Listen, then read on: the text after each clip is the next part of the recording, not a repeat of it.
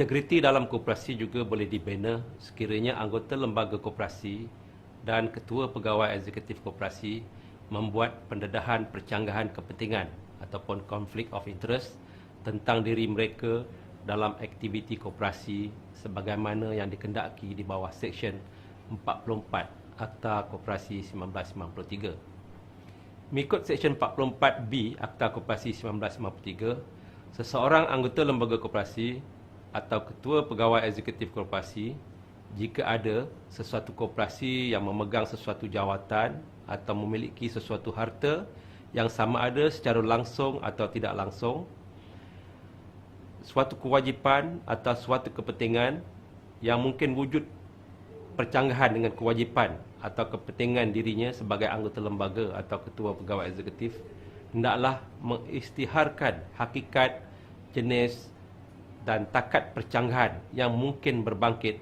pada mesyuarat pertama lembaga yang diadakan.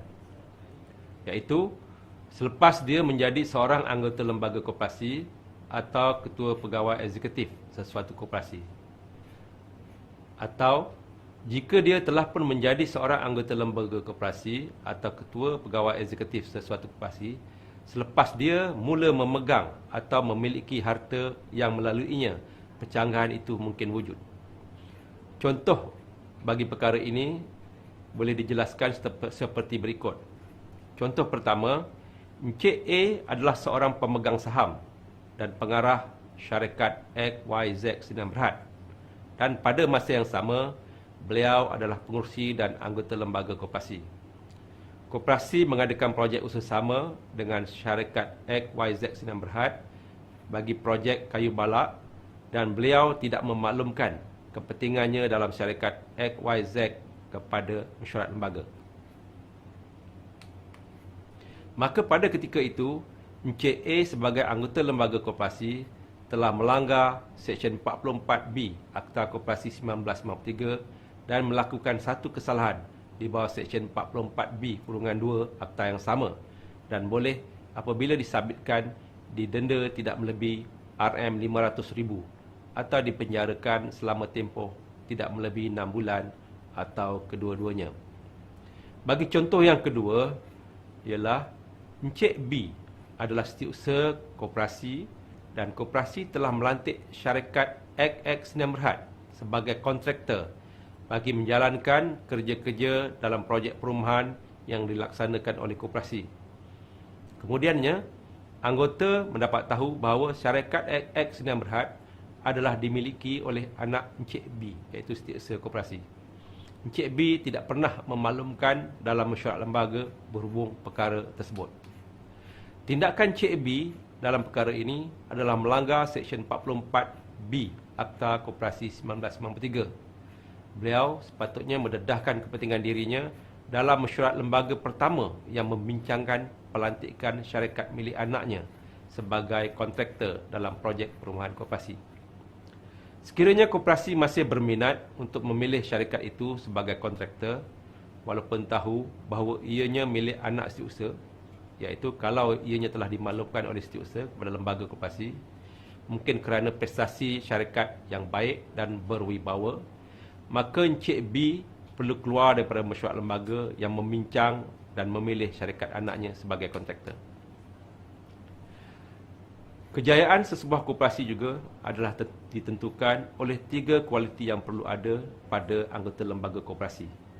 Yang pertamanya, integriti, iaitu jujur, amanah dan bertanggungjawab. Yang kedua, intelligent, iaitu mahir dalam kerja atau mahir dalam aspek perniagaan. Dan yang ketiga ialah energi, iaitu kesungguhan untuk memajukan koperasi.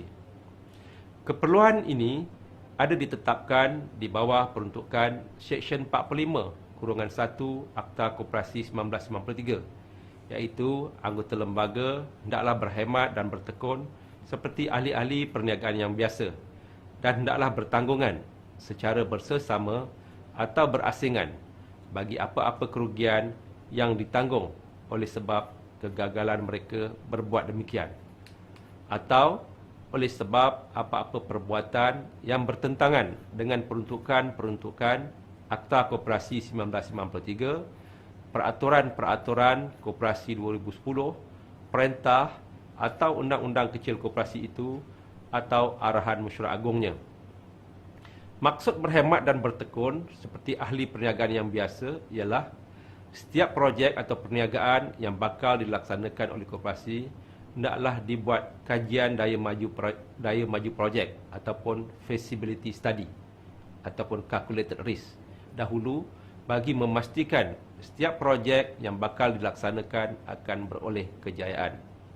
Sekiranya hasil kajian mendapati projek yang bakal dilaksanakan berdaya maju, maka anggota lembaga koperasi bolehlah meneruskan projek tersebut, dan jika sebaliknya, anggota lembaga hendaklah menangguhkan rancangan tersebut.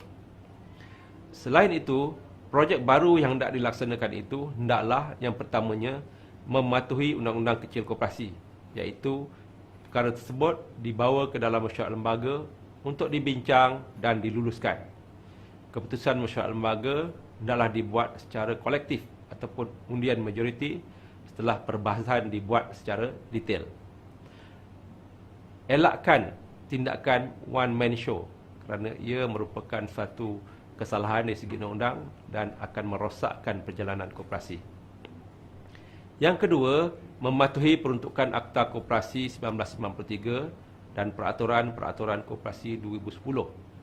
Contohnya, jika projek tersebut melibatkan pelaburan wang berlebihan koperasi dalam mana-mana syarikat, maka koperasi perlu memohon kelulusan daripada Suruhanjaya Koperasi Malaysia terlebih dahulu sebagaimana kehendak Seksyen 54(2) Akta Koperasi 1993.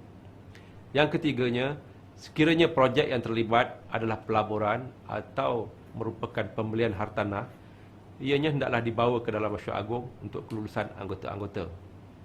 Yang keempat, segala urusan pembayaran bagi sesuatu projek hendaklah dibentang dan diluluskan dalam mesyuarat lembaga koperasi.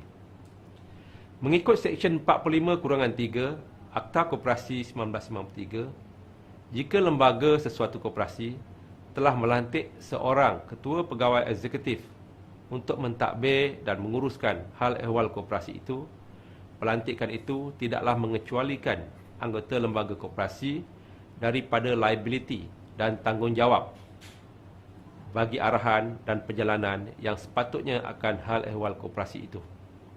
Oleh itu, dalam hal ini, anggota lembaga koperasi hendaklah mengawasi pelaksanaan tugas yang diwakilkan kepada ketua pegawai eksekutif atau mana-mana kaki tangan koperasi. Ini boleh dilaksanakan dengan memastikan ketua pegawai eksekutif koperasi membekalkan segala maklumat yang lengkap dan kemaskini mengenai pelaksanaan setiap aktiviti atau perniagaan koperasi.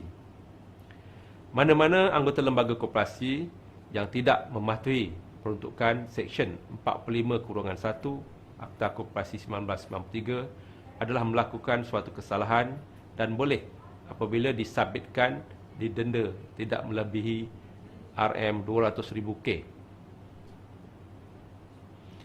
Contoh-contoh yang boleh saya tunjukkan berhubung kesalahan-kesalahan di bawah peruntukan ini ialah yang pertamanya, anggota lembaga koperasi menjalankan projek usaha sama menebang balak pokok getah tanpa menjalankan kajian daya maju terlebih dahulu, dan akibatnya koperasi mengalami kerugian.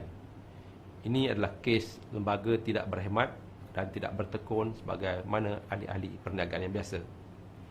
Contoh yang kedua ialah pengurusi koperasi meminjam wang koperasi untuk tujuan membeli kenderaan peribadi tanpa kelulusan mesyuarat lembaga, dan pinjaman itu tidak pernah dibayar balik. Ini kes salah guna kuasa dan penyelewengan wang dalam koperasi.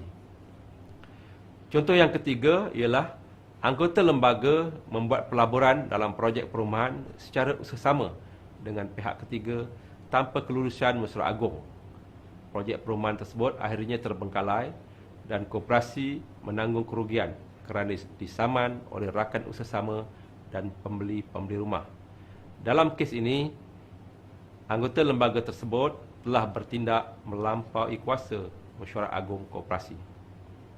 Contoh yang keempat ialah pengerusi setiausaha dan bendahari telah melantik seorang konsultan pelaburan dan membuat pembayaran berjumlah RM1 juta tanpa kelulusan mesyuarat lembaga. Konsultan itu tidak membawa sebarang projek dan koperasi kerugian.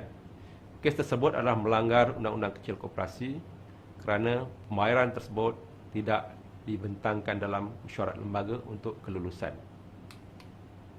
Berdasarkan contoh-contoh yang diberikan, maka dapat dilihat integriti merupakan kualiti penting yang perlu ada pada setiap anggota lembaga koperasi. Tanpa integriti, iaitu kekuatan akhlak, dikhawatiri boleh menyebabkan berlaku kecurangan, penipuan, tidak bertanggungjawab dan korupsi dalam tugas. Tanpa integriti juga, kepintaran anggota lembaga dalam menjalankan perniagaan dan kerajinan anggota lembaga dalam menjalankan tugas bakal membunuh koperasi melalui pelbagai tindakan yang merugikan. Mana-mana anggota lembaga yang gagal berhemat dan bertekun sebagai ahli perniagaan yang biasa atau gagal mematuhi Akta Koperasi 1993, peraturan koperasi, Undang-Undang Kecil Koperasi atau arahan Mesyuarat Agung Koperasi sehingga menyebabkan kerugian kepada koperasi, boleh dikenakan tindakan membayar balik kerugian koperasi secara bersesama atau berasingan melalui tindakan surcharge di bawah Seksyen 80 Akta Koperasi 1993. Selain itu, mengikut Peraturan 20, Peraturan Koperasi 2010, seseorang anggota lembaga koperasi hendaklah menanggung rugi koperasi akibat daripada apa-apa transaksi yang disempurnakan olehnya tanpa kebenaran lembaga. Untuk makluman tuan-tuan dan puan-puan, Suruhanjaya Koperasi Malaysia telah menjalankan beberapa kes pendakwaan bagi kes pelanggaran di bawah Seksyen 45-1 Akta Koperasi 1993 dan beberapa individu anggota lembaga koperasi telah disabitkan kesalahan dan dikenakan hukuman. Namun begitu, pendakwaan di mahkamah adalah langkah akhir kerana Suruhanjaya Koperasi Malaysia terlebih dahulu melaksanakan program pendidikan bagi mendorong anggota lembaga koperasi mengendalikan koperasi mengikut tabik urus yang baik. Selain daripada itu, Suruhanjaya Koperasi Malaysia juga mengambil langkah pencegahan dengan mengkaji peruntukan undang-undang dari semasa ke semasa serta mengeluarkan pelbagai garis panduan yang memudahkan perniagaan koperasi dan pada masa yang sama meningkatkan integriti dalam koperasi. Kita bertemu selepas ini.